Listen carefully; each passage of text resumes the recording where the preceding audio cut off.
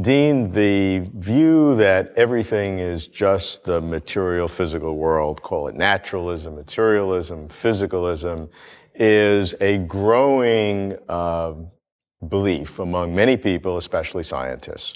As a philosopher, how can you begin to analyze what this means? Well, it has a lot of different components to it, I think. When you talk about naturalism, that can mean a lot of different things to different people. I think among philosophers, quite a lot of the discussion about, under the heading naturalism, is about something you could call physicalism. Physicalism because of the important role of physics in the doctrine. Physicalism, as it's sometimes defined anyway, is the view that physics will play a sort of privileged role in describing reality. That there must be, at the end of the road, we're not there yet, obviously, a kind of true fundamental physics that would describe the way the matter in our bodies behaves and the matter in stars behaves, and describes all of that. It's more than privileged. It is, in fact, complete, 100%. It's right. A total. That's the privilege that it has. That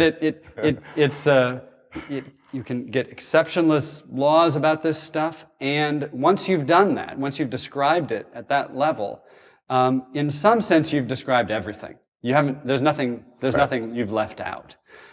You're not going to find a need to posit any extra supernatural agents sort of poking around in the mix. No God. No God is needed to start it up or to keep it running or anything like that.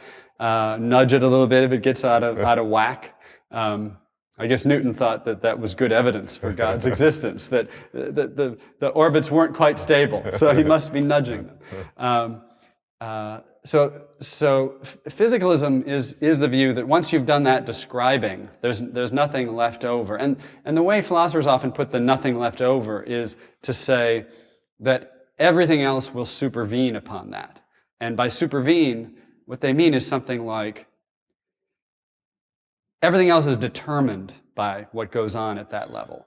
So if you have the final true physics and you describe the whole universe in terms of it, there's not a possible situation where things are different at any level. So, for instance, if you take our world and its physics, now there's wars that go on, right? Wars don't show up in physics, There's no difference between, cavalry and infantry. That's not a fundamental difference for physics.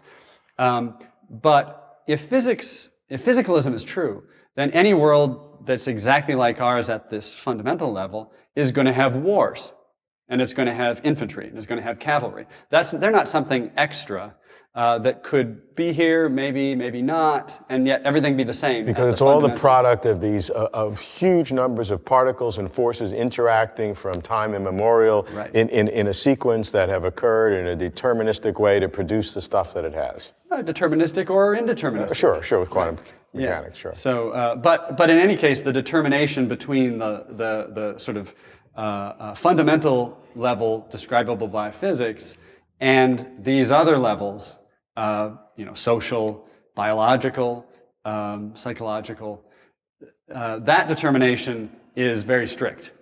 You couldn't have any of those things, any facts about those subjects being different without there being some difference on the level of the fundamental physics. Right. So there are a couple of ways to understand then this concept. One is that there is the elimination of some things that many people think are important. Certainly the existence of a God or angelic realms or other spiritual things, all of that completely doesn't exist. And even in our own mentality, that our consciousness or souls are products of our brain and really don't have an independent existence. But then in addition to that, all these other aspects of the world, events and aspects of biology or right. psychology or sociology are all determined one way or another by this underlying physics and the physicalism of it. Right. Yeah, and you might well wonder what justifies this, confidence in this right. picture. because it is a rather grand metaphysical scheme, really. There is a level that's going to be fundamental in explaining everything, and it's like this, right? There's no mentality there. There's not going to be any need to posit any mental entities of any kind at the most fundamental level. Why do we think that? How do we know that? There's a kind of methodological naturalism, which is very sensible to assume if you're a scientist studying anything in the empirical world. Sure. But this goes way beyond that. So it's one thing to say we should always look for natural explanations. We should always look for explanations that could in principle be realized in some kind of physical stuff without any kind of unnatural, supernatural pokings or proddings. It's another to say there aren't any, and we know this. In particular, the question of God, why connect the view that, say, wars, biology, psychology, the psychology of human beings anyway, that all of this stuff is determined by what goes on at the fundamental physical level? What's the connection between that view and the view that there's no God? It's not obvious.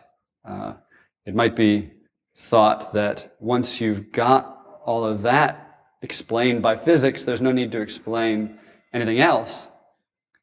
But well, it's an a priori assumption, something that many people bring into the thanks discussion. for saying that. Yeah, I think that's right. And the question is that a legitimate assumption? That only the physical is real as we define it? And I think that all depends upon whether it's utterly implausible that there's a deity of some kind, or whether there's reason to believe that there might be one. Well, and from the physicalist point of view, they would say you got it backwards. It's the wrong way to think about it. They say that we can explain everything that we have to do with the physical world, and some things that we haven't quite explained. We're making progress, and we're going to fill in all those holes later. And you're just throwing in some non-physical stuff because it makes you feel good. Well, sometimes it doesn't make one feel good. So sometimes, it'd be easier if you were just sort of doing your own thing. But yeah, so does,